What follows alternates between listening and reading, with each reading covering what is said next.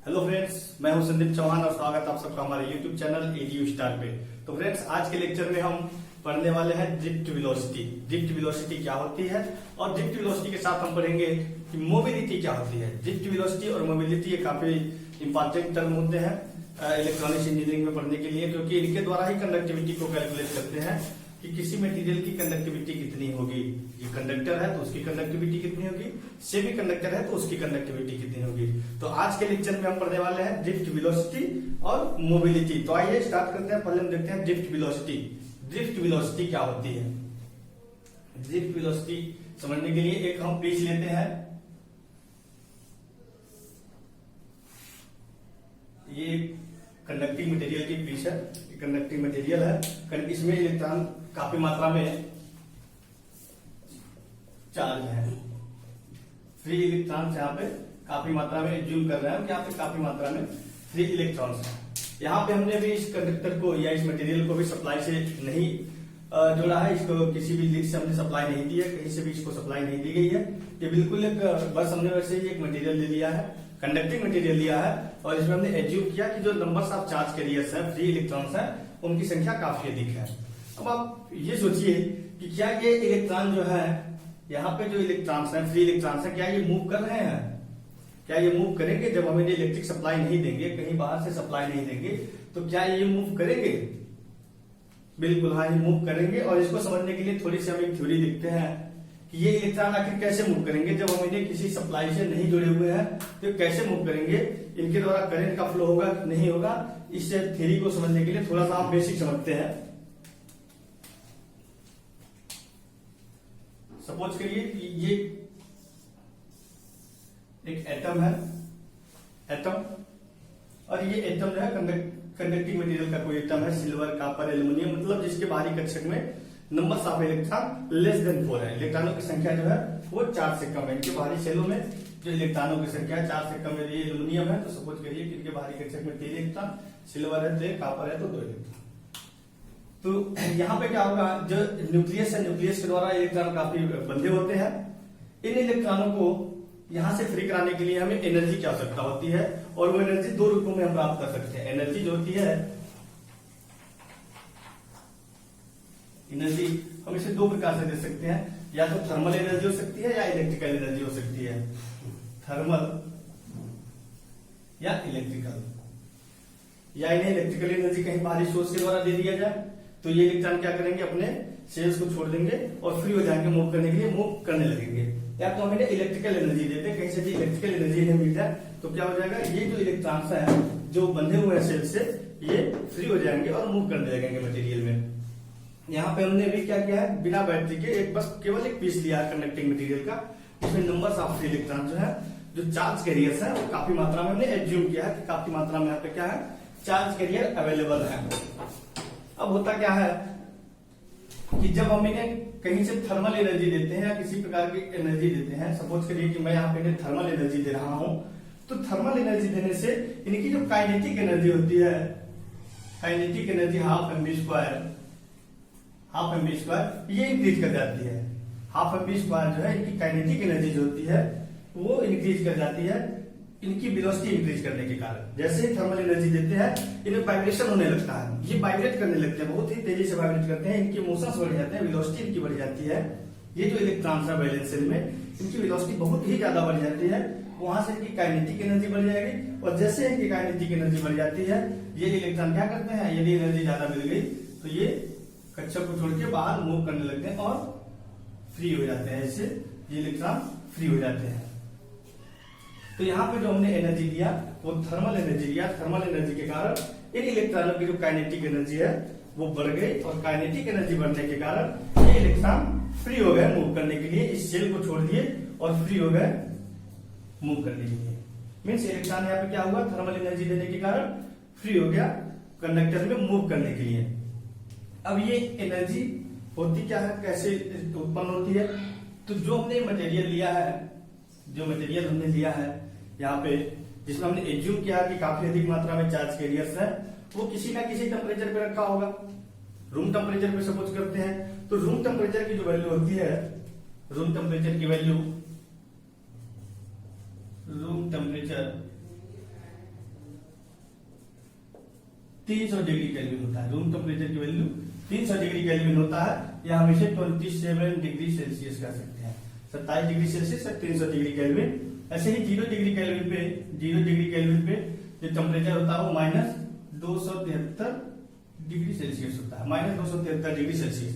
तो यदि ये मटेरियल रूम टेम्परेचर पे रखा हुआ है तब भी इसे थर्मल एनर्जी मिल रही है कितनी, 300 केल्विन, 300 डिग्री केल्विन इन्हें टेम्परेचर मिल रहा है, थर्मल टेम्परेचर मिल रहा है। एक रिलेशन होता है जो हमने अभी इसके पहले लेक्चर में बता रखा था, VT equal to thermal voltage equal to K into T upon Q, KT into KT by Q।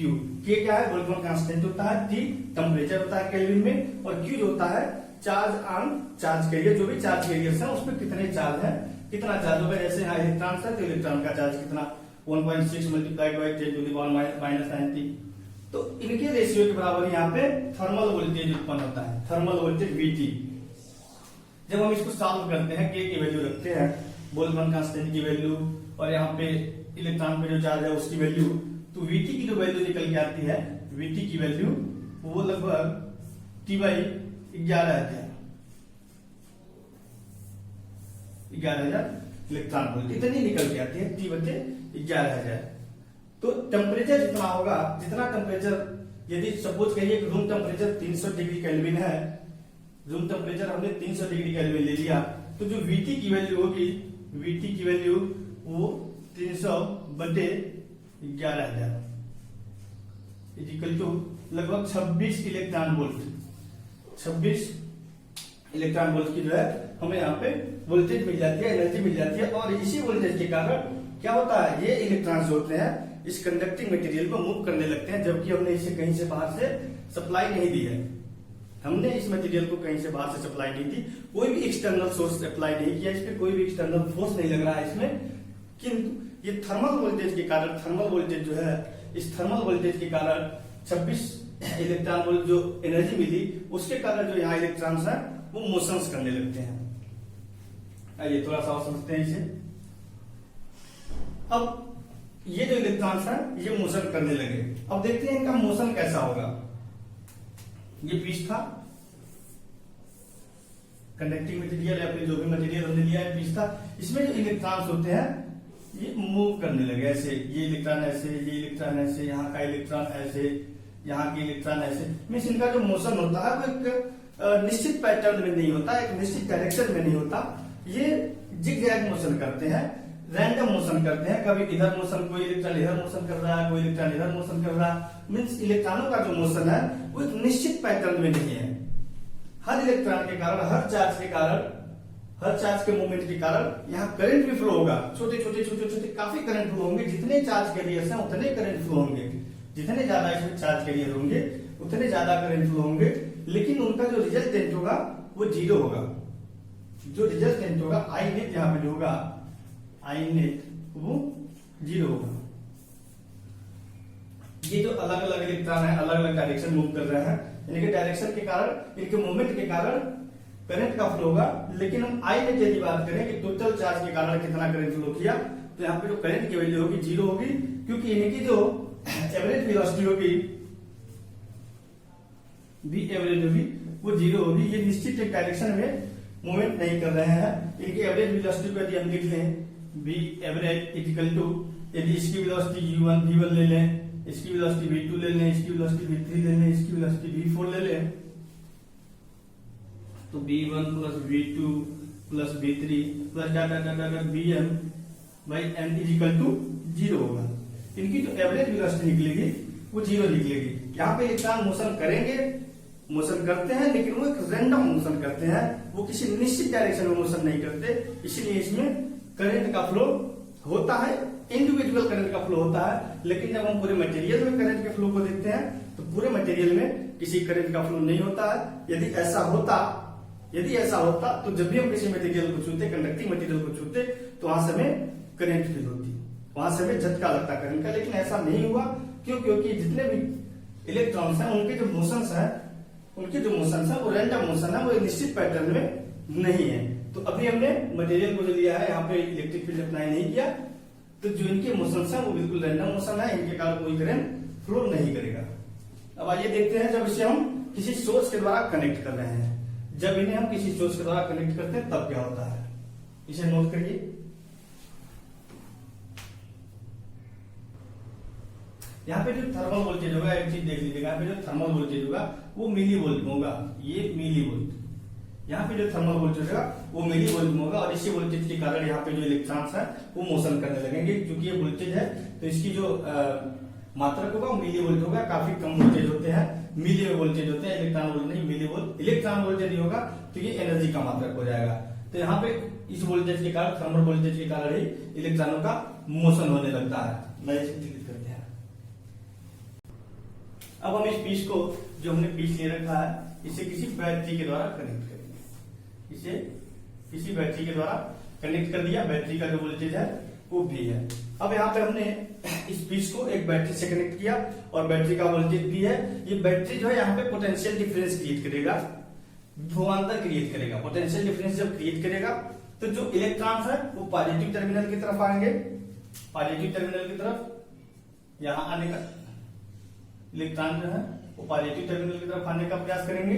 और जो पॉजिटिव चार्ज होंगे, इलेक्ट्रॉन जहां से निकल के गया, जो पॉजिटिव चार्ज बचे वो उसके दूसरे प्लेट पे, दूसरे सिरे पे आने का प्रयास करेंगे। और ये जो है कंटिन्यूअस बना रहेगा, क्योंकि ये सोर्स है, ये सोर्स है जो ड्राइव कर रहा है यहाँ के चार्ज कैरियर्स, जो भी इलेक्ट्रॉन्स है, जो इलेक्ट्रॉन्स यहाँ के चार्ज कैरियर्स है उन्हें ड्राइव कर रहा है, उन्हें खींच रहा है प्रकाश से, उन्हें यहाँ से एक फोर्स प्रदान कर रहा है। और वहां से इलेक्ट्रॉन जो है एक लीड के माध्यम से बैटरी में आएंगे, फिर बैटरी के माध्यम से होते हुए यहाँ से बैटरी में आ जाएंगे। यहाँ से जो पॉजिटिव चार्ज है वो पॉजिटिव चार्ज आते रहेंगे।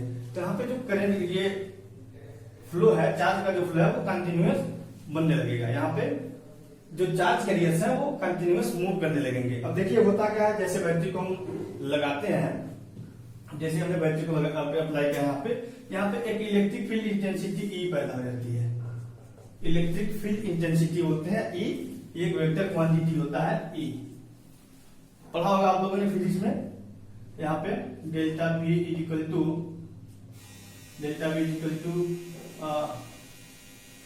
ई इंटू डेल्टा एक्स, या यहां से कर रहे हैं तो E equal to delta B by delta X. यदि इस कंडक्टर की लंबाई एल हो, यदि इस कंडक्टर की लंबाई एल हो तो इसे, और यहाँ पे जो वोल्टेज पोटेंशियल वोल्टेज डिफरेंस है वो भी है, तो V by L, E equal to V by L. ये इलेक्ट्रिक फील्ड इंटेंसिटी होता है, rate of change of voltage with respect to density distance. Rate of change of voltage with respect to distance is known electric field intensity. Electric field intensity जो होती है E equal to V by L, या distance यदि दी हो तो V by T हो जाएगी। इसका जो यूनिट होता है वोल्ट पर मीटर होता है इलेक्ट्रिक फील्ड इंटेंसिटी। अब यहाँ पे जैसे ही हमने वोल्टेज अप्लाई किया, इलेक्ट्रिक फील्ड इंटेंसिटी ई जनरेट की। अब इलेक्ट्रिक फील्ड इंटेंसिटी ई जब पैदा हुई तो इलेक्ट्रिक फील्ड इंटेंसिटी क्या करेगी, ये electric field intensity electric field का डायरेक्शन है। यहाँ पे जो चार्ज कैरियर्स है वो इलेक्ट्रिक फील्ड के अपोजिट डायरेक्शन मूव करेंगे। जो इलेक्ट्रॉन्स है या माइनस चार्ज कैरियर्स जो है वो क्या करेंगे, इसके अपोजिट डायरेक्शन में मूव करेंगे। इनपे जो फोर्स लगेगा, F की जो वैल्यू होगी वो क्या हो जाएगी, charge carrier, negative charge carrier है, इलेक्ट्रॉन्स है, तो माइनस क्यू इंटू ई, या इसे लिख सकते हैं माइनस ई इंटू ई, इसे लिख सकते हैं। इस पे जो फोर्स लगेगी, ये जो चार्ज कैरियर्स है इन पे जो फोर्स लगेगा वो इलेक्ट्रिक फील्ड के अपोजिट डायरेक्शन में लगेगा। अपोजिट डायरेक्शन में कितना फोर्स होगा, F equal to minus E into E. अब देखिए होगा क्या, जैसा कि हमने एक पीस लिया था और वहां से जो इलेक्ट्रॉनों का मोशन था ऐसे था, रैंडम मोशन कर रहे थे इलेक्ट्रॉन का। ये रैंडम मोशन, ये इलेक्ट्रॉन है, इसका मोशन ऐसे हो रहा था, ये इलेक्ट्रॉन, इसका मोशन ऐसे हो रहा था, यहाँ पे इलेक्ट्रॉन, ऐसे ही काफी मात्रा में इलेक्ट्रॉन थे जो रैंडम मोशन कर रहे थे। जैसे ही यहाँ पे इलेक्ट्रिक फील्ड हमने अप्लाई किया, इलेक्ट्रिक फील्ड इंटेंसिटी ई पैदा हुई, तो अब ये क्या करेगी, इन सारे चार्ज कैरियरों के वेलोसिटी पे प्रभाव डालेगी। प्रभाव कैसे डालेगी, जो फोर्स का डायरेक्शन होगा इसके अपोजिट डायरेक्शन में होगा। और अब ये जो चार्ज कैरियर्स हैं ये किधर मूव करना चाहेंगे, फोर्स के डायरेक्शन में मूव करने का प्रयास करेंगे, फोर्स के डायरेक्शन में मूव करना शुरू कर देंगे। जैसे जिसका मोशन इस इलेक्ट्रॉन का भी मोशन इस टाइप में था, इधर की तरफ था, तो ये मोशन अब इसका धीरे धीरे इधर होने लगेगा। मीन्स ये वेलोसिटी जो होगी इसकी ऐसी डायरेक्शन जो होगा इधर पैदा हो जाएगा। ये इलेक्ट्रॉन यदि सीधा मोशन कर रहा था तो ये ऐसे मोशन करने लगेगा। मीन्स जो यहाँ से फोर्स लग रहा है उस फोर्स के डायरेक्शन में ही ये जो चार्ज है वो मूव करना शुरू कर देगा। ये यदि ऐसे मोशन कर रहा था तो थोड़ा सा और बैंड हो जाएगा, यहाँ से ऐसे मोशन करने लगेगा। ये यदि ऐसे मोशन कर रहा था, इसकी डायरेक्शन ये थी, तो यहाँ से ये ऐसे मोशन करने लगेगा। मीन्स यहाँ पे क्या है, ड्रिफ्ट पैदा हो जाएगी, यहाँ पे एक झुकाव पैदा हो जाएगा। किस डायरेक्शन में, जो फोर्स यहाँ पे कार्य करने लगा उस फोर्स के डायरेक्शन में इनकी जो स्पीड है वो उस डायरेक्शन में, उसी डायरेक्शन में एक झुकाव पैदा हो जाएगा। और जितने भी चार्ज कैरियर्स हैं वो धीरे धीरे धीरे धीरे मूव करने लगे। किस साइड मूव करने लगे, डायरेक्शन ऑफ फोर्स के, जो फोर्स इन पे लगा उस डायरेक्शन में मूव करने लगे। एक चीज और बताना है, जो इनकी वेलोसिटी होती है, जब हम वीटी पढ़े थे, वीटी, तो वीटी के कारण, थर्मल वोल्टेज के कारण, इसे बोलेंगे थर्मल वोल्टेज, थर्मल वोल्टेज। और थर्मल वोल्टेज के कारण जो इलेक्ट्रॉनों की वेलोसिटी होती है वो काफी हाई होती है, हाई वेलोसिटी। वो कितनी होती है, लगभग 10 पे 5 मीटर पर सेकेंड होती है। थर्मल वेलोसिटी के कारण, थर्मल वोल्टेज के कारण जो वेलोसिटी उत्पन्न हुई इलेक्ट्रॉनों की, जो गति उत्पन्न, वेग उत्पन्न हुआ इलेक्ट्रॉनों की, उसे हम कहेंगे थर्मल वेलोसिटी। थर्मल वोल्टेज के कारण जो वेलोसिटी उत्पन्न हुई इलेक्ट्रॉनों में या चार्ज कैरियर्स में, उसे बोलेंगे हम थर्मल वेलोसिटी। और जो थर्मल वेलोसिटी की वैल्यू होती है वो काफी हाई होती है, वो लगभग होती है 10 पे 5 मीटर पर सेकेंड, मीन्स 1 लाख मीटर प्रति सेकेंड, काफी हाई है।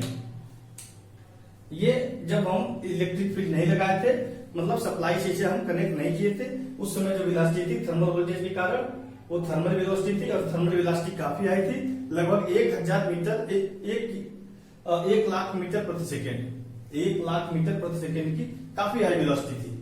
जैसे ही हमने इलेक्ट्रिक फील्ड अप्लाई किया है, इलेक्ट्रिक फील्ड अप्लाई करते ही एक फोर्स इस पे कार्य करने लगा। फोर्स की वैल्यू क्या थी, -E इंटू ई, -E इंटू ई। इलेक्ट्रिक फील्ड इंटेंसिटी के अपोजिट डायरेक्शन में एक फोर्स कार्य करने लगा, और इस फोर्स के कारण जो इसकी वेलोसिटी थी, जो इसकी थर्मल वेलोसिटी थी, थर्मल वेलोसिटी अब क्या हो गई, अब धीरे धीरे फोर्स के डायरेक्शन में आने लगी। तो ये जो वेलोसिटी हुई, यहां से यहां तक की जो वेलोसिटी हुई, ये वेलोसिटी हम इसे कहेंगे ड्रिफ्ट वेलोसिटी, इन्हीं को कहेंगे हम ड्रिफ्ट वेलोसिटी। और ये जो ड्रिफ्ट वेलोसिटी होती है इसकी वैल्यू काफी कम होती है, इस वेलोसिटी को कहेंगे, मींस इस पोजीशन से इस पोजीशन तक जाने में जो इनकी वेलोसिटी रही है चार्ज कैरियर्स की, उसे बोलेंगे हम ड्रिफ्ट वेलोसिटी, वीटी। और वीटी की वैल्यू काफी कम होगी, वीटी की वैल्यू जो है वो काफी कम होती है। यहां से इलेक्ट्रॉन यहां तक जा रहा है थर्मल वेलोसिटी के कारण। जैसे ही इलेक्ट्रिक फील्ड हमने लगाया, इलेक्ट्रिक फील्ड के कारण ये थोड़ा सा बैंड हो गया, नीचे की तरफ गया, तो यहां से यहां तक की जो वेलोसिटी किया, जो इसने दूरी तय की, जो इसकी गति रही, उसे हम बोलेंगे ड्रिफ्ट वेलोसिटी, ड्रिफ्ट वेलोसिटी। ऐसे ही अलग अलग चार्जों के लिए ड्रिफ्ट वेलोसिटी का मान होगा अलग अलग होगा। और ये सारे ड्रिफ्ट वेलोसिटी को यदि हम एड करते हैं, भी एवरेज ले लें, अब यहां से हम भी एवरेज ले लेते हैं, सारे की जो ड्रिफ्ट वेलोसिटी है ये समझ लीजिए, इसकी ड्रिफ्ट वेलोसिटी VD1, इसकी ड्रिफ्ट वेलोसिटी VD2, ऐसे ही dot dot dot VDN by कितने नंबर ऑफ चार्ज है, तो यहां से हमें मिल जाता है drift velocity, average drift velocity, इसे बोलेंगे हम average drift velocity, drift velocity. और इसकी जो वैल्यू होती है वो काफी कम होती है। एवरेज ये जो ड्रिफ्ट वेलोसिटी है इसका जो मान होता है वो लगभग 10 पे -4 मीटर पर सेकेंड होता है। जो ड्रिफ्ट वेलोसिटी होती है इसकी वैल्यू काफी कम होती है, ड्रिफ्ट वेलोसिटी की वैल्यू काफी कम होगी, क्योंकि हमने यहां से पढ़ रखा है F equal to -E into E. यहां से एक्सीलरेशन यदि देखें, इलेक्ट्रॉनों का जो एक्सीलरेशन वो हो जाएगा F बाई एम, और F की वैल्यू क्या है, -E into E by M. तो हमको यहां से यदि फार्मूले से देखें तो फार्मूले से ये प्रतीत हो रहा है कि जो इलेक्ट्रॉन्स होंगे, जो इलेक्ट्रॉन्स इसके अंदर होंगे, जो चार्ज कैरियर्स होंगे, वो एक एक्सीलरेशन के साथ मूव करेंगे और धीरे धीरे इनकी स्पीड बढ़ती जाएगी, लेकिन ऐसा नहीं हुआ, इनकी स्पीड बढ़ी नहीं, ये कोलाइज करने लगे, ये आपस में कोलाइज करने लगते हैं। जैसे इलेक्ट्रॉन, सपोज करिए इलेक्ट्रॉन फोर्स के डायरेक्शन में या चार्ज कैरियर फोर्स के डायरेक्शन में यहां से यहां मूव करना शुरू किया, तो इसे यहाँ पे कोई एटम मिल जाएगा, इससे यहाँ पे कोई एटम मिलेगा और इस एटम से कोलिजन करेगा, इसकी स्पीड यहाँ पे 0 हो जाएगी। यहां से जैसे ही इलेक्ट्रॉन या चार्ज कैरियर मूव करेगा, मूव करके कुछ दूर जाएगा, क्योंकि काफी हाईली पैक्ड होते हैं किसी मटेरियल में जो एटम्स होते हैं, या एटम्स काफी हाईली पैक्ड होते हैं, और हाईली पैक्ड होने के कारण जैसे ही इलेक्ट्रॉन मूव करना चाहेगा, उसे कहीं ना कहीं एक एटम्स मिल जाएगा और एटम से वो टकराएगा, कोलिजन करेगा, और जैसे ही टकराएगी उसकी स्पीड 0 हो जाएगी। फिर वहां से टकराने के बाद चला, फिर वहां से टकराने के बाद चला, फिर उसे कहीं ना कहीं एक एटम मिल गया, टकराया, फिर उसकी स्पीड 0, फिर यहां से चला, फिर यहाँ पे गया, यहाँ पे किसी एटम से टकरा गया, फिर इसकी स्पीड 0, फिर यहां से चला, यहाँ पे आया, फिर यहाँ किसी एटम से टकरा गया, स्पीड 0। तो ऐसे क्या होता है कि ये जैसे गैस चलती है ना, किसी भी पाइप में जो गैसों का जो चलना होता है वो बड़ा रैंडम होता है कि गैस जो होते हैं किसी पाइप में या कहीं भी ऐसे चलते हैं, ऐसे मोशन करते हैं। ऐसे ही इलेक्ट्रॉन्स भी जो होते हैं, इलेक्ट्रॉन वो भी ऐसे ही मोशन करते हैं, जिगजैग मोशन करते हैं, इसे बोलते हैं हम जिगजैग मोशन। जिगजैग मोशन, वो इलेक्ट्रॉन भी जिगजैग मोशन करते हैं। तो एक्चुअल जो होगी, एक्चुअल जो डिस्टेंस इन्होंने तय किया, वो कितना तय किया, यहां से यहां तक, बस इतनी डिस्टेंस इसने, इलेक्ट्रॉन्स ने या फिर जो चार्ज कैरियर है उसने बस इतनी ही डिस्टेंस तय की, यहां से और यहां तक की डिस्टेंस तय की। डिस्प्लेसमेंट इनका कितना हुआ, यहां से यहां तक का डिस्प्लेसमेंट हुआ, जबकि डिस्टेंस इन्होंने कहा कितना तय कर लिया, यहां से यहां, फिर यहां से यहां, फिर यहां से यहां, फिर यहां से यहां। तो इन्होंने डिस्टेंस तो काफी तय किया, लेकिन जो इनका डिस्प्लेसमेंट हुआ वो काफी कम हुआ। तो जो ड्रिफ्ट वेलोसिटी होती है, ड्रिफ्ट वेलोसिटी वो डिस्प्लेसमेंट अपॉन टेकन टाइम होती है कि कितना डिस्प्लेसमेंट किया इलेक्ट्रॉन्स ने, कितना डिस्प्लेसमेंट किया प्रारंभिक बिंदु से अंतिम बिंदु तक जाने में, कितनी दूरी उसने तय की, कितनी डिस्प्लेसमेंट रही और कितना टाइम उसने लिया, उससे हम बोलते हैं drift velocity. Means V D equal to, यदि हम कहते हैं वीडी इक्वल टू हो जाएगा, यदि वो डी डिस्प्लेसमेंट कर रहा है, डी डिस्प्लेसमेंट या यहां से यहां तक के बीच की दूरी हम डी मान लें, और उसे उतना दूरी तय करने में टी टाइम लग रहा है, तो वीडी इक्वल टू हो जाएगा D by T. V D equal to D by T means एक सिरे से यदि हम दूसरे सिरे तक ले ले इलेक्ट्रॉनों को या चार्ज कैरियर्स को, एक सिरे से दूसरे सिरे तक जाने में कितना डिस्प्लेसमेंट रहा वो, और एक सिरे से दूसरे सिरे तक जाने में इसने कितना टाइम लिया, चार्ज कैरियर से इलेक्ट्रॉन्स ने कितना टाइम लिया, इनका रेशियो ही होता है ड्रिफ्ट वेलोसिटी। इलेक्ट्रॉन को एक सिरे से दूसरे सिरे तक जाने में कितना टाइम लिया गया, और एक सिरे से दूसरे सिरे तक जाने में इनका डिस्प्लेसमेंट क्या रहा, इनका विस्थापन क्या रहा। डिस्टेंस की बात हम नहीं करेंगे, यहाँ पे डिस्प्लेसमेंट की बात करेंगे। डिस्टेंस तो इलेक्ट्रॉन्स ने काफी ज्यादा डिस्टेंस इन्होंने तय किया। जो डिस्टेंस से तय कर रहे हैं ये थर्मल वेलोसिटी से तय कर रहे हैं, यहाँ पे इनकी काफी हाई जो थर्मल वेलोसिटी है, लेकिन जो डिस्प्लेसमेंट है इनकी में जो कोलिजन होने लगा, कोलिजन के कारण इनकी जो डिस्प्लेसमेंट है वो काफी कम हुई। कोलिजन के कारण जो डिस्प्लेसमेंट है वो काफी कम हुई, और वो वहां से जब हम स्पीड देखते हैं, ड्रिफ्ट वेलोसिटी देखते हैं, तो बड़ी कम आती है, 10⁻⁴ मीटर पर सेकेंड आती होती है। ये होती है ड्रिफ्ट वेलोसिटी। हमको ये लगता है कि जो इलेक्ट्रॉन्स है वो एक फिक्स एक्सीलरेशन के साथ धीरे धीरे बढ़ते जाएंगे और स्पीड उनकी धीरे धीरे बढ़ती जाएगी, लेकिन ऐसा नहीं हुआ। इलेक्ट्रॉन जैसे ही मूव करना चाहा कोलाइड हुआ, किसी एटम से जाकर टकराया, टकराने के बाद उसकी स्पीड 0, फिर आगे बढ़ा, फिर किसी एटम से टकराया, फिर उसकी स्पीड 0, फिर आगे बढ़ा, फिर किसी एटम से टकराया, फिर उसकी स्पीड 0 हुई। मतलब चल रहा है फिर स्पीड 0, फिर चल रहा है फिर स्पीड 0। तो इनकी स्पीड जो है बार बार 0 हो रही है, फिर बढ़ रही है, बार बार 0 हो रही है, फिर बढ़ रही है। तो जो एवरेज हम स्पीड लेते हैं उसी को हम बोलते हैं ड्रिफ्ट वेलोसिटी। और ड्रिफ्ट वेलोसिटी जो होती है distance upon time, displacement upon time होती है। यहां पे लिख लीजिए डिस्प्लेसमेंट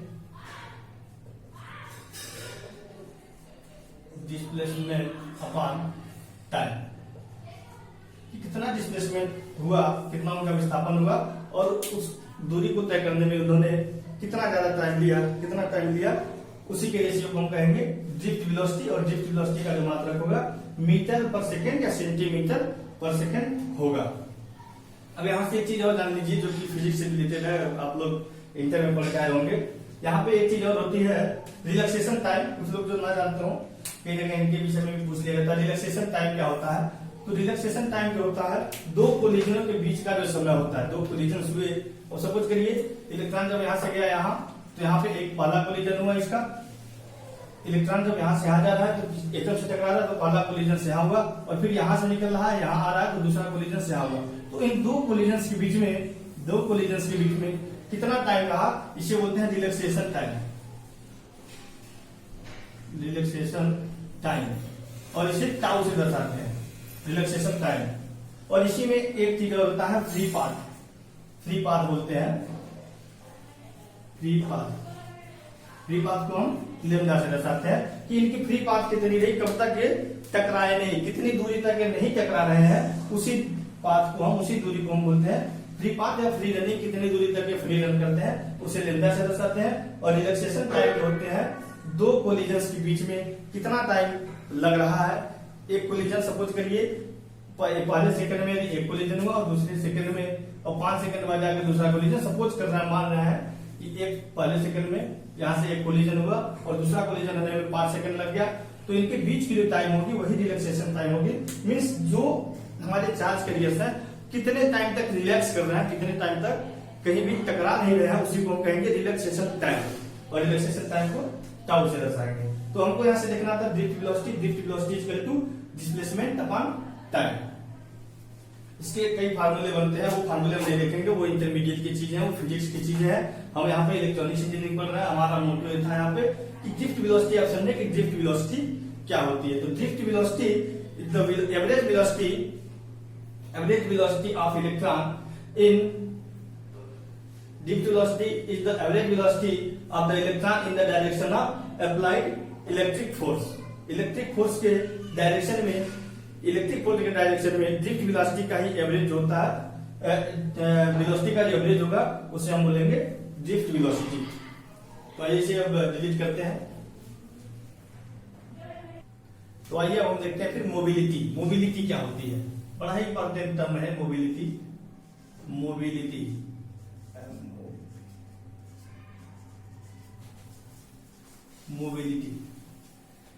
तो पहले सबसे समझने का प्रयास करते हैं कि मोबिलिटी होती क्या है, मोबिलिटी क्या है। जैसे आपने सुना होगा मोबाइल का मतलब सुना होगा वाहक मीन्स ऐसी चीज जो एक जगह से दूसरी जगह तक जा सके, उसे हम बोलते हैं मोबाइल।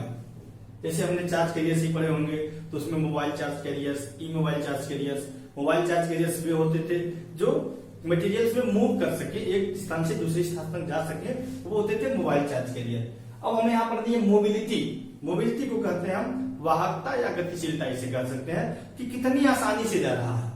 मोबिलिटी का मतलब होता है कि मटेरियल्स में या कहीं भी कोई सामान कितनी आसानी से मूव कर पा रहा है, उसे हम बोलते हैं मोबिलिटी। मटेरियल में या कहीं भी किसी भी चीज को मूव कितनी आसानी से करना है। जैसे सपोज करिए कि फैन ही लगा हुआ है, यदि हम फैन में ग्रीसिंग आयलिंग्स नहीं किए हैं तो ये मूव करेगा तो थोड़ा सा आसानी से मूव नहीं कर पाएगा। और अभी हम इसमें क्या करें, इसमें सारी चीजें ठीक कर दे, इसमें ग्रीस विस लगा दे, सारी चीजें इसकी फिट रहे, कंप्लीट रहे, तो इनका जो मोशन है वो बड़ा फ्री मोशन होगा, आसानी से मूव कर सकेंगे। इनके जो मोशन है बड़ा आसानी से हो सकेंगे। तो वहीं से निकल के आया है टर्म मोबिलिटी का मतलब हुआ how easily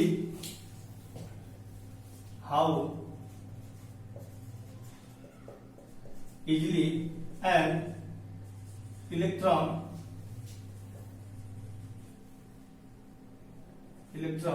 move inside material.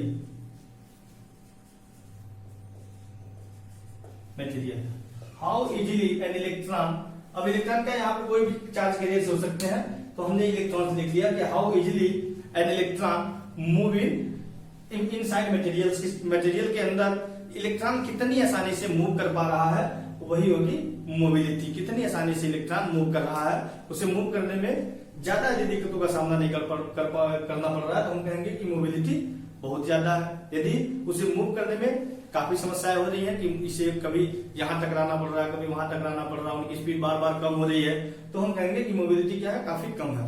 तो how easily an electron move inside material is called mobility. इसके काफी डेफिनेशन होते हैं, या इसे कह सकते हैं, एक डेफिनेशन और होता है rate of change of drift velocity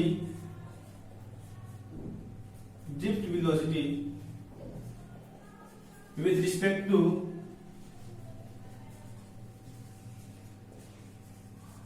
respect to E। E क्या है, इलेक्ट्रिक फील्ड इंटेंसिटी है। Rate of change of drift velocity with respect to E is known as mobility. यहां से हम इसे लिख सकते हैं mobility is equal to d by dE vd।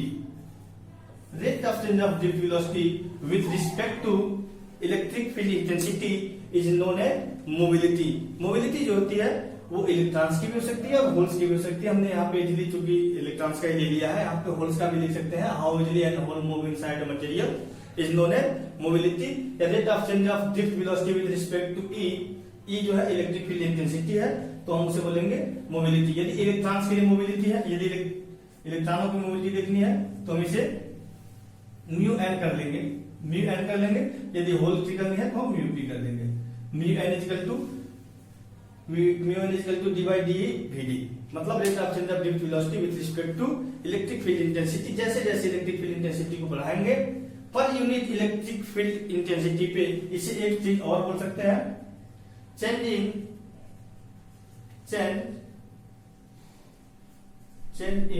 Drift velocity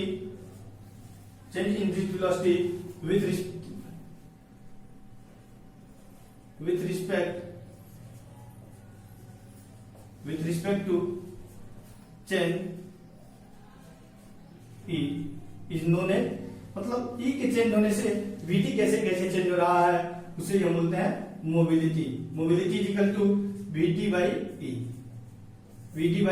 यहाँ पे हमने रेट ऑफ चेंज लिया, जो हम आपको बताएंगे कि रेट ऑफ चेंज क्या होता है, रेट ऑफ चेंज कब लेते हैं और ये Vt बाई E कब लेते हैं, इन दोनों में क्या अंतर है।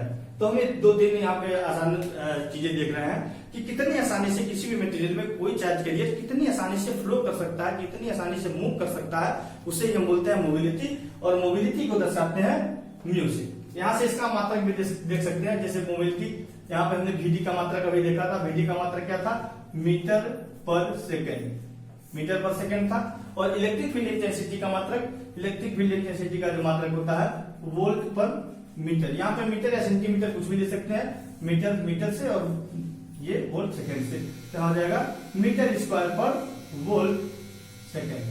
मीटर स्क्वायर पर वोल्ट सेकेंड ये हो जाएगा मोबिलिटी का मात्रक। इसे आप बिल्कुल समझ लीजिएगा और इसे याद ही रखिएगा, क्योंकि एग्जाम के पॉइंट ऑफ व्यू से काफी इंपॉर्टेंट है।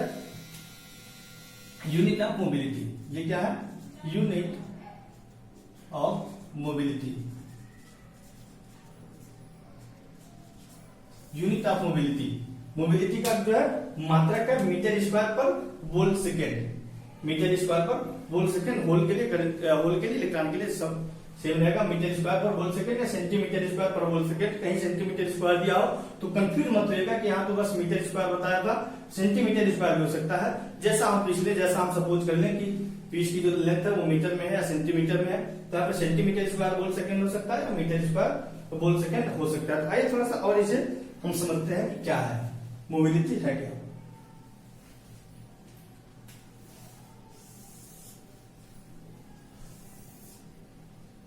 मोबिलिटी है क्या, आइए थोड़ा सा और समझते हैं। एक डिफिनेशन इसका और बन सकता है, आइए उसे भी देख लेते हैं। एक डिफिनेशन इसका और देख लेते हैं। एक डिफिनेशन और इसका बनता है द गेज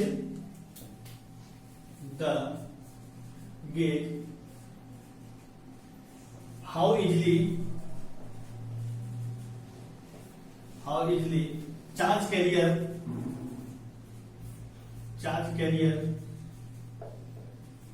मूव। अभी चार्ज कैरियर कौन से हो सकते हैं, इलेक्ट्रॉन्स हो सकता है या होल हो सकता है, इलेक्ट्रॉन्स या होल कोई भी हो सकता है। The gauge how easily charge carriers move inside conductor और semiconductor is known as mobility. तो एक प्रकार का मानक भी होता है कि कितनी आसानी से जो चार्ज कैरियर्स है वो मूव कर रहा है किसी मटेरियल के अंदर, कितनी आसानी से मूव कर रहा है उसे हम कहेंगे मोबिलिटी। चार्ज कैरियर्स कितनी आसानी से मूव कर पा रहे हैं उसे हम बोलेंगे मोबिलिटी। और इसे हम समझने का प्रयास करते हैं पहले इसी की ये है क्या। यहाँ पर हमने बताया rate of change of drift velocity with respect to electric field intensity is known as mobility. यहाँ पे इस एक्सिस पे लिया हमने इलेक्ट्रिक फील्ड इंटेंसिटी E और यहाँ पे ले लिया drift velocity VD। Electric field intensity E को हमने एक्स एक्सिस पे लिया और वाई एक्सिस पे ले लिया VD को, ड्रिफ्ट वेलोसिटी को। तो होता क्या है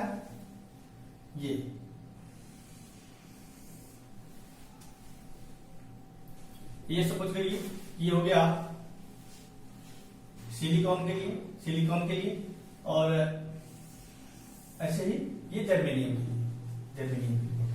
तो जो ड्रिफ्ट वेलोसिटी होती है, ड्रिफ्ट वेलोसिटी में जो चेंज होता है, रेट ऑफ चेंज होता है ड्रिफ्ट वेलोसिटी की, ये कंटिन्यूअस एक प्रोसेस नहीं है कि ड्रिफ्ट वेलोसिटी जितना ही हम इलेक्ट्रिक फील्ड इंटेंसिटी बढ़ाते हैं। जैसे सपोज करिए हमने यहाँ पे एक पीस लिया है कंडक्टिंग मटेरियल का और इसे हमने वी वोल्टेज की सप्लाई से कनेक्ट किया है, यहाँ पे electric field intensity E generated. अब जैसे जैसे हम वोल्टेज को बढ़ाते जाएंगे, जैसे वोल्टेज को बढ़ाएंगे वैसे वैसे इलेक्ट्रिक फील्ड इंटेंसिटी बढ़ती जाएगी और जैसे जैसे इलेक्ट्रिक फील्ड इंटेंसिटी बढ़ती जाती है वैसे वैसे ही यहाँ की जो है इनकी जो मोबिलिटी है, यहाँ पे जो चार्ज कैरियर्स है उनकी मोबिलिटी बढ़ती जाती है। तो यहाँ पे इलेक्ट्रिक फील्ड इंटेंसिटी जैसे बढ़ाएंगे यहाँ पे जैसे जैसे हम वोल्टेज बढ़ाते हैं तो ये जो इनकी ड्रिफ्ट वेलोसिटी है वो बढ़ती जाती है। लेकिन एक ऐसा इलेक्ट्रिक फील्ड इंटेंसिटी होती है जहां तक क्या होता है, जहां पे इलेक्ट्रिक फील्ड इंटेंसिटी बढ़ाते जाएंगे लेकिन एक ऐसी वैल्यू आएगी इलेक्ट्रिक फील्ड इंटेंसिटी की जिसके बाद VD के मान में कोई परिवर्तन नहीं होगा। इसे हम बोल देंगे EC या E critical voltage, critical intensity बोल सकते हैं। यह है क्रिटिकल इंटेंसिटी। यदि इसके बाद हम यदि वोल्टेज को फील्ड इंटेंसिटी को बढ़ा रहे हैं तो क्या होगा, जो ड्रिफ्ट वेलोसिटी है उसमें कोई चेंजेस नहीं होंगे। यहाँ से हमें लीनियर लाइन मिलने लगती है, यहाँ पे इसके बाद जो है कि वो नहीं बढ़ती, ड्रिफ्ट वेलोसिटी में कोई परिवर्तन नहीं हो रहा है। Means rate of change of drift velocity with respect to E is equal to zero होगा। तो मोबिलिटी भी यहाँ पे क्या होगी, इस लाइन पे जो मोबिलिटी होगी वो 0 होगी। यहाँ पे जो है मोबिलिटी 0 होगी क्योंकि जो rate of change of drift velocity with respect to E है वो क्या है, ये कांस्टेंट लाइन है बिल्कुल। यहाँ पे ड्रिफ्ट वेलोसिटी में चेंज नहीं हो रहा है। इलेक्ट्रिक फील्ड इंटेंसिटी को यदि हम अब यदि वोल्टेज को बढ़ा रहे हैं तो ड्रिफ्ट वेलोसिटी हमारी क्या होगी, नहीं बढ़ेगी, यानी इलेक्ट्रिक फील्ड इंटेंसिटी के बढ़ने से ड्रिफ्ट वेलोसिटी नहीं बढ़ेगी। तो इस एरिया में जो है मोबिलिटी की वैल्यू क्या होगी, 0 होगी। लेकिन इससे पहले, इसी से पहले जो है मोबिलिटी की जो मान होगी, मोबिलिटी की जो वैल्यू होगी mu equal to VD by E होगी। यहाँ पे VD बाई E होगी। इसे लिख सकते हैं हम, इसे VD is equal to mu into E, VD is equal to mu into E। तो यहाँ पे क्या है, यहाँ से यहाँ तक स्ट्रेट लाइन निकला है, बिल्कुल एक स्लोप मिल रहा है, जो यहाँ से यहाँ तक एक स्लोप मिल रही है। और जैसे हमने रेजिस्टेंस में पढ़ा होगा V equal to I into R, बिल्कुल वैसा स्लोप मिल रहा है, एक स्ट्रेट लाइन का स्लोप मिल रहा है। और स्लोप में ये बिल्कुल लीनियर का वो इक्वेशन का फॉलो कर रहा है। लीनियर इक्वेशन जो होता है y बराबर mx प्लस c, यहाँ पे जो c इक्वल टू 0 है तो यहाँ पे हम VD इक्वल टू ले लेंगे mobility into electric field intensity. तो VD equal to mu into E जो होती है वो इसी के पहले होती है, इसी के बाद जो होता है जब VD जो है कांस्टेंट हो जाए वहां पे मोबिलिटी की जो वैल्यू होती है वो 0 होती है। इसीलिए हम कहते हैं rate of change of drift velocity with respect to E is known mobility. ये जो है कहीं भी अप्लाई हो जाएगा, यहाँ पे कहीं भी देख लीजिए, इसके पहले जो है ये होगा VD बाई E होगा और उसके बाद की जो वैल्यू होगी मोबिलिटी जो होगी वो 0 होगी। मोबिलिटी यहाँ पे इसी के बाद जो मोबिलिटी होगी वो 0 होगी। तो आइए इसके बाद देखते हैं डिपेंड किस पे करना है मोबिलिटी। इसे नोट कर लीजिए, ये है यहाँ पे ई था, ई। अब इसे हम इसे डिलीट कर रहे हैं। यहाँ पे एक चीज और देख लीजिए कि जो सिलिकॉन के हमने इसमें लिया है, सिलिकॉन की जो मोबिलिटी है, सिलिकॉन की मोबिलिटी वो जर्मेनियम की मोबिलिटी से कम है। सिलिकॉन की मोबिलिटी हमने इसके पहले भी वीडियो बना रखा है। सिलिकॉन की जो मोबिलिटी होती है वो जर्मेनियम की मोबिलिटी से कम होती है, जैसा कि इस ग्राफ में भी दिख रहा है कि सिलिकॉन की जो मोबिलिटी है वो जर्मेनियम की मोबिलिटी से कम है। सिलिकॉन की जो मोबिलिटी होती है वो इलेक्ट्रॉनों के लिए 1300 और होल्स के लिए 500 होती है। ऐसे ही जर्मेनियम की जो मोबिलिटी होती है वो इलेक्ट्रॉनों के लिए 3800 होती है और होल्स के लिए लगभग 1800 होती है, ऐसे ही कुछ होती है। तो जो मोबिलिटी होती है सिलिकॉन की वो जर्मेनियम से कम होती है। इसका हम एक ग्राफ और प्लॉट कर सकते हैं। यदि इंडिविजुअल का ले लें हम, जैसे सिलिकॉन का ले लें, तो सिलिकॉन में जो मोबिलिटी होगी इलेक्ट्रॉन की वो ये सपोज करिए 1800 है, और यहाँ पे जो होल की मोबिलिटी होगी वो 500। तो यहाँ पे इलेक्ट्रॉन की मोबिलिटी जो है वो होल की मोबिलिटी से ज्यादा है, ये सिलिकॉन के लिए हो जाएगा। ऐसे ही यदि जर्मेनियम के लिए हम देख लें तो इलेक्ट्रॉन की मोबिलिटी और होल की मोबिलिटी, इलेक्ट्रॉन की मोबिलिटी 3800 और होल की मोबिलिटी 1800।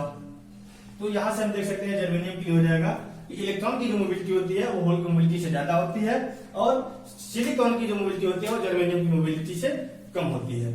आइए आगे देखते हैं, इसे स्क्रीनशॉट ले लीजिए फिर देखते हैं आगे। चलिए डिलीट करते हैं इसे।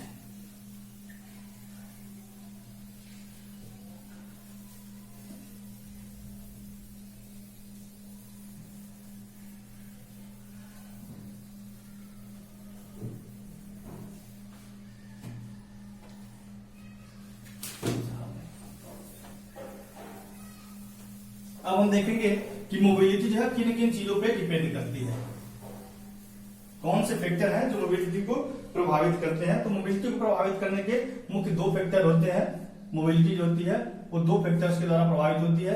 पहला होता है डोपिंग, डोपिंग, और दूसरी होती है टेम्परेचर। डोपिंग और टेम्परेचर, यदि डोपिंग को हम बढ़ाएंगे, मटेरियल यदि हम डोपिंग को बढ़ा रहे हैं तो मोबिलिटी कम होगी। डोपिंग को बढ़ाने से क्या होती है, मोबिलिटी कम होती है। ऐसे ही यदि टेम्परेचर को भी इंक्रीज कर रहे हैं हम, टेम्परेचर को यदि बढ़ा रहे हैं तो टेम्परेचर को बढ़ाने से भी मोबिलिटी कम होती है। अब देखते हैं इसे थोड़ा सा, डोपिंग को बढ़ाने से कैसे मोबिलिटी कम हो जाती है। सपोज करिए जैसा हम लोग एनर्जी बैंड डायग्राम में देखे थे, वैलेंस बैंड, कंडक्शन बैंड, ये वैलेंस बैंड और ये कंडक्शन बैंड। क्योंकि कंडक्शन बैंड में क्या होता है, इनिशियली जब हम देखते हैं तो कंडक्शन बैंड बिल्कुल खाली होता है और जैसे ही हम एनर्जी बढ़ाते हैं, जैसे ही हम इसको कहीं से ऊर्जा देते हैं, एनर्जी देते हैं, तो यहाँ पे एन टाइप का सेमीकंडक्टर है तो डोनर लेवल से जो इलेक्ट्रॉन है वो कहाँ जंप कर जाते हैं, कंडक्शन वन में जंप कर जाते हैं। जब कंडक्शन वन में जंप करेंगे तो चूंकि ये बिल्कुल खाली है, यहाँ पे कोई इलेक्ट्रॉन नहीं है, बिल्कुल ये एरिया खाली है, यहाँ पे जो इलेक्ट्रॉन आएंगे बड़ा आसानी से इजिली मूव करने लगेंगे। तो अभी तो हमें शुरू में लगेगा कि मोबिलिटी बढ़ रही है, बढ़ रही है, अभी शुरू में लगेगा मोबिलिटी बढ़ रही है। लेकिन जैसे जैसे हम डोपिंग को बढ़ाते जाएंगे, यहाँ पे जो होते हैं चार्ज कैरियर्स जो होते हैं, चार्ज कैरियर्स उतना ही बढ़ेंगे, चार्ज कैरियर्स बढ़ेंगे और चार्ज कैरियर्स कहाँ जाएंगे, कंडक्शन मोड में जाएंगे। और धीरे धीरे क्या होगा कि यहाँ पे चार्ज कैरियर्स की सघनता बहुत ज्यादा हो जाएगी और जब चार्ज कैरियर्स काफी सघन हो जाएंगे, इसमें चार्ज कैरियर्स की वैल्यू बहुत ही ज्यादा हो जाएगी, तो अब ये इजिली मूव नहीं कर पाएगा।